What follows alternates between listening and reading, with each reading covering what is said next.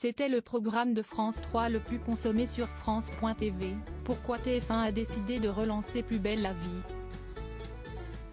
Ce lundi 8 janvier 2024, TF1 relance le feuilleton culte diffusé pendant 18 ans sur France 3. Un choix étonnant mais qui s'intègre dans la nouvelle stratégie du groupe audiovisuel. Explication. À la fin, on avait détruit ou vendu tous les décors de la série. On avait juste gardé le comptoir du bar, au cas où, se souvient Clémentine Planchon, productrice de Plus belle la vie. Si est-il donc un petit miracle qu'ont vécu les équipes du premier, et plus vieux, feuilleton français lorsque TF1 a décidé de relancer Plus belle la vie en mai dernier. Ce lundi 8 janvier 2024, plus d'un an et demi après son arrêt sur France 3, le feuilleton aux 5000 épisodes renaît de ses cendres à 13h40 sur TF1. Un choix aux premiers abords surprenant pour une chaîne privée qui martèle son envie de rajeunir son audience et de réunir les 25-49 ans mais qui s'inscrit dans la nouvelle stratégie du groupe privé présentée par Rodolphe Belmer devant la presse en décembre dernier. On veut étendre ce lien très fort du journal avec les Français. Dans l'auditorium de la Tour TF1, devant l'état-major du groupe et quelques-unes de ses têtes d'affiche.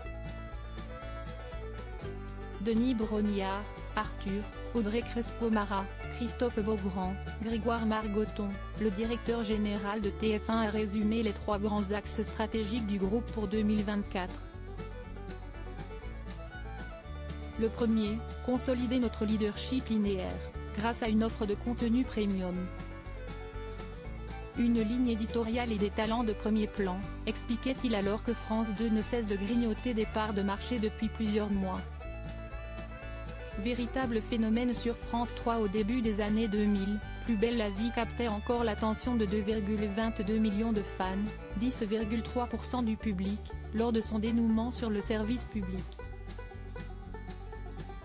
Plus belle la vie touche un public transgénérationnel. Sur France 3, elle captait un public 3 fois plus jeune et féminin que les autres programmes de la chaîne. Explique Anne Didier, directrice artistique de la fiction de TF1, et ex-directrice de la fiction de France Télévisions jusque mai 2023. Pour TF1, tout l'enjeu de cette relance sera d'étendre l'audience exceptionnelle réalisée par son journal de 13 heures. Nous pensons que Plus belle la vie a une cible affinitaire avec le JT et les 12 coups de midi. On veut étendre ce lien très fort du journal avec les Français, affirme Rodolphe Belmer.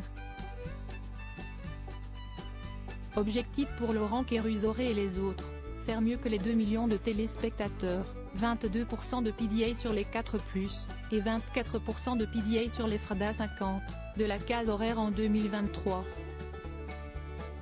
Le lancement de Plus belle la vie s'insère à la fois dans le projet éditorial de TF1. Autre défi pour le groupe TF1 en ce début d'année, la digitalisation de ses chaînes. Face à une stagnation du marché publicitaire de la télévision, la Une cherche à diversifier ses sources de revenus. Concomitamment au lancement de Plus belle la vie et de Bonjour, la matinale de Bruce Toussaint, le groupe privé lance ce lundi 8 janvier 2024 TF1+, sa nouvelle plateforme de vidéo à la demande. Objectif, devenir la première plateforme de streaming gratuite en France et même en Europe et installer le groupe dans l'ère digitale, affiche clairement Rodolphe Belmer. Là encore, selon la direction de TF1, Plus belle la vie s'intègre dans notre stratégie d'accélération digitale. Les feuilletons quotidiens font partie du top de consommation en replay. C'était le programme de France 3 le plus consommé sur France.tv et celui qui touchait le plus les jeunes, martèle Anne Didier. Si est-il une stratégie globale, linéaire des linéaires. Un public familial sur TF1 et un peu plus jeune sur TF1+. Enfin, la relance de Plus belle la vie, produit par Newen, permettra au studio de production de TF1 de se développer, assure Rodolphe Belmer, et d'en faire un studio européen de référence et de racines françaises. Le lancement de Plus belle la vie s'insère à la fois dans le projet éditorial de TF1. TF1, les Françaises ensemble, ajoute Anne Didier. TST en capitalisant sur l'Eden de Plus belle la vie, à savoir proximité, convivialité, solidarité en s'emparant des sujets de société qui font écho à notre époque que nous envisageons de fédérer le public et les fidèles de la première heure. Ces derniers viendront leurs personnages phares mais aussi toutes les nouveautés qu'on leur a concoctées. Les autres viendront découvrir de nouveaux personnages, de nouvelles intrigues et nouveaux décors pour fédérer un public encore plus large. Au public de choisir désormais.